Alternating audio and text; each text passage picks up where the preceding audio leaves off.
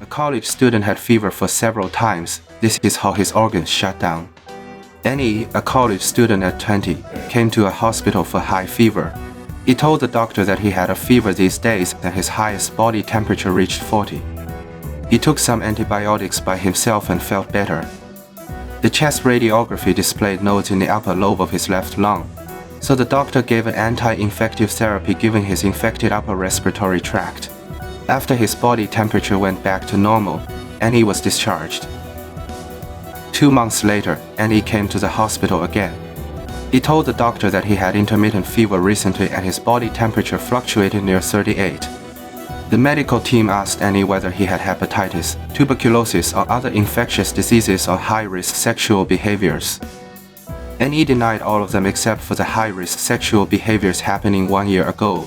The medical team conducted an examination. The examination showed enlargement of multiple lymph nodes. Considering the previous situation, N.E. was admitted by infectious disease department and hospitalized.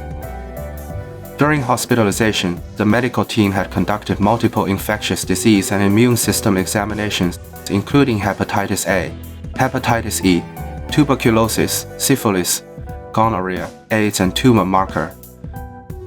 All of these examinations were negative, which excluded the reasons causing a fever to N.E. Chest CT showed a large spleen of N.E. Based on that, the medical team gave anti-infectious therapy and booster immunization to him. Several days later, N.E.'s fever stopped. The medical team suggested lymph node puncture for N.E. But N.E. refused and was discharged at his request. 3 months later, N.E. told the doctor that he still had intermittent fever and his highest body temperature reached 39. And he felt chest distress and flustered. He felt he could not breathe well. His heart seemed to beat in his throat. The medical team conducted multiple examinations, including infectious diseases, viruses, blood and bone marrow cells. The examinations showed that N.E. only had 18 CD3+, CD4+ cells per microliter with a normal range of 680 to 1140 per microliter. What is different from before is that N.E. is positive in HIV antibodies. The subsequent NAT proved N.E. was infected with HIV. N.E. was hospitalized by the medical team for the third time, as well as the last time. The medical team gave him mechanical ventilation and anti-infectious treatment, but which was too late for N.E. In the morning after 2 days, N.E.'s heartbeat and oxyhemoglobin saturation dropped sharply, and the medical team made considerable efforts but had not saved N.E. How was N.E. infected with HIV? Why was not his HIV found until the third time? Were the previous examinations wrong? In order to answer the questions, we need to learn about HIV first. HIV stands for Human Immunodeficiency Virus. The disease caused by HIV is called AIDS, Acquired Immunodeficiency Syndrome. As the name suggests, the disease manifests the deficiency of immune system which emerged after birth. But HIV infection would not develop into AIDS at once. In the seesaw battle between HIV and immune system, it may last for several years, and the immune system finally collapsed, and AIDS emerged.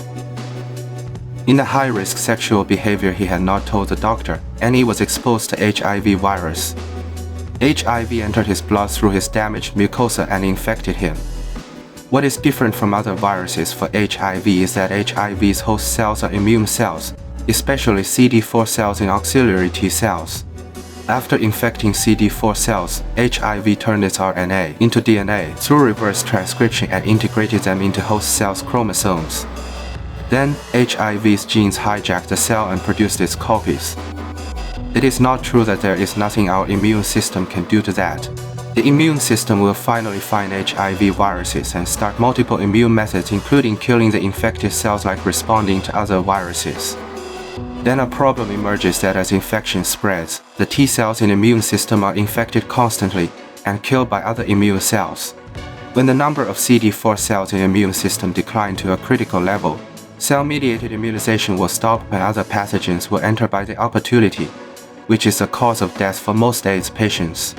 N.E. was indeed infected with HIV. When the previous examinations were conducted, N.E.'s immune system had not produced enough HIV antibodies for medical instruments to detect, and the period is called window period.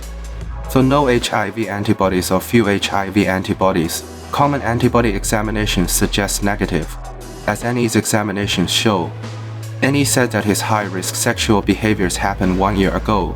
If that is true, the window period has already passed, meaning NE had hidden at least one high-risk sexual behavior happening in the last several months.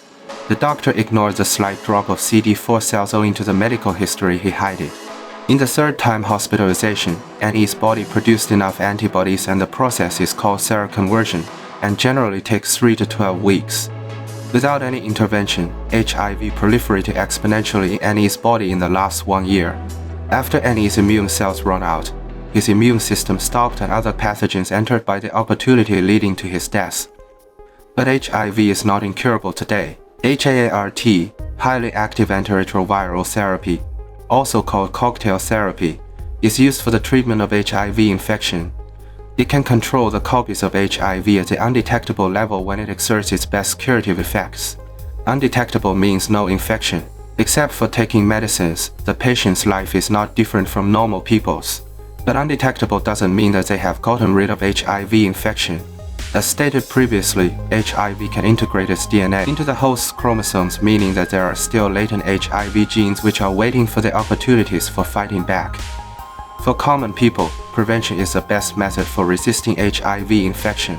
Avoiding sharing needles and high-risk sexual behaviors are the most basic prevention. In addition, PrEP, pre-exposure prophylaxis, is a prevention method building a barrier resisting HIV infection through medicine. PrEP can maintain the concentration of anti-HIV drugs in blood, stopping HIV from copying in high-risk behaviors and achieving the purpose of prevention. If any high-risk exposure happens in accidents, like a doctor conducting a surgery for HIV patients punctured his hand, we can adopt PEP, post-exposure prophylaxis. It is better to use PEP within 1 hour after exposure, which can stop the copying of viruses before HIV viruses win an advantage. 72 hours after any exposure, PEP is very possible to lose effects. WHO set December 1st as World AIDS Day in order to memorize the people dying of AIDS and pay more care and attention to AIDS patients. Thanks so much for watching. Take care of yourself and be well.